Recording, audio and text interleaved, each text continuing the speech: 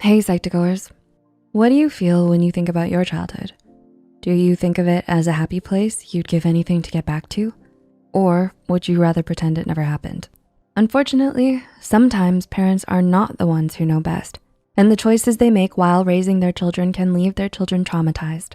Sometimes these mistakes are really honest, accidental mistakes made because they don't really know better, but sometimes they're not. Whatever the reason is, the result is often the same: an unhappy child, bringing their pain with them into adulthood. Here are 5 of the mistakes parents make that can leave their children traumatized. Number 1, fighting in front of children. Do you remember your parents fighting in front of you when you were a kid? Unfortunately, this is true for many of us. Arguing is a normal and healthy aspect of a relationship, but sometimes it's a full-blown fight with yelling, name-calling, and sometimes even violent behaviors like throwing or punching stuff. It gets even worse when they choose to ignore a child sitting in front of them or listening to them through the walls of their room. A study from the University of Oregon shows that the negative effects of a parent's fight can impact children as young as 6 months old. And of course, negative impacts go from infancy to adolescence. Listening or watching their parents argue can cause insecurities, negatively impact parent-child relationships, and create a stressful environment in which a child has little opportunity to grow happily. And when they do grow, they still have to deal with long-term effects of the trauma they went through. Being more prone to experience depression and anxiety, difficulty regulating their attention and emotions, dropping out of school, having unhealthy relationships and attachment problems, and physical issues like difficulty sleeping or eating. Number 2, using corporal punishment. Corporal punishment is physical abuse desperately trying to hide under a mask of discipline. How many times have you heard a parent talk about how they discipline their children by spanking them, pulling their ears, hitting them with a belt, or throwing things at them? And how many times have you heard grown people telling stories about how they were physically disciplined and they turned out just fine? Maybe they think they turned out just fine, but that's not the case for many people that still suffer from the consequences of corporal punishment. And no matter what stance parents take, professionals strongly advise against this type of punishment. The American Academy of Pediatrics, AAP, encourages parents and caregivers to refrain from using corporal punishment and try healthy forms of discipline instead. Studies have shown that corporal punishment is ineffective in the long run, could possibly make the behavior even worse, damage the relationship with the child and their parents, and increase aggressive behavior. Number 3, playing favorites. Was your sibling the golden favorite child of your family? Favoritism is something that happens often in families with more siblings. Whether parents don't even notice they're treating one child better or whether they do it on purpose. Maybe they praise one of their kids more, allow them stuff they don't allow their other children, or give their favorite child more attention. No matter how it's displayed or the reason behind it, it harms the other siblings. Being constantly compared to your siblings in a bad way can make them think that they don't matter as much.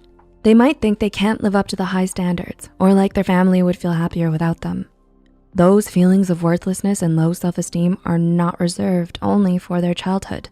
Once they reach adulthood, unresolved problems from their past can impact their friendships, romantic relationships, and ultimately even relationships with their own children. Number 4, emotional neglect. Emotional neglect happens when a parent fails to adequately respond to their child's emotional needs. It's different from emotional abuse because neglecting emotional needs may not happen intentionally. Emotionally neglected children may have everything they need taken care of, like food, shelter, and healthcare. But when it comes to their feelings, their parents can be distant and unattentive. Instead of offering them advice and comfort, their parents tell them they should just ignore their problems and not talk about them anymore. They fail to acknowledge their child's emotional needs, and they leave their child to take care of their own problems on their own without even listening to them. As time goes by, those children might stop asking for advice and internalize their problems further. They may also have a risk of developmental delays, low self-esteem, and withdraw from friends and activities. This trauma continues until adulthood, when they can suffer from post-traumatic stress disorder, depression, emotional unavailability, and trust issues. And number 5, emphasizing good grades too much. Every parent wants their child to do well in school, but sometimes parents cross a line. Instead of being healthily encouraging, they become obsessed with their kids' grades, making it the center of their worlds. A study from Arizona State University in 2016 showed that too much pressure when it comes to good grades could be counterproductive. Parents who put too much focus on grades are indirectly minimizing the importance of social skills and compassion, which can make children fail at becoming well-adjusted individuals and contributing members of society. More importantly, when parents put such pressure on their kids during their formative years, they're causing high stress levels and anxiety.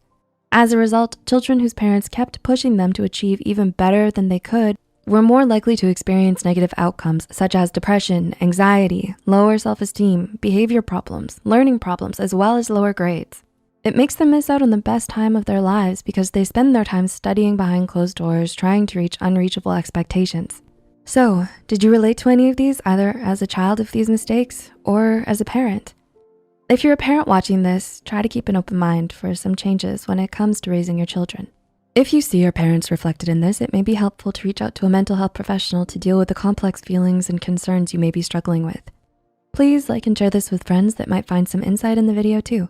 Make sure to subscribe to Psych2Go and hit the notification bell for more content. All the references used are added in the description box below. Thanks for watching, and we'll see you next time.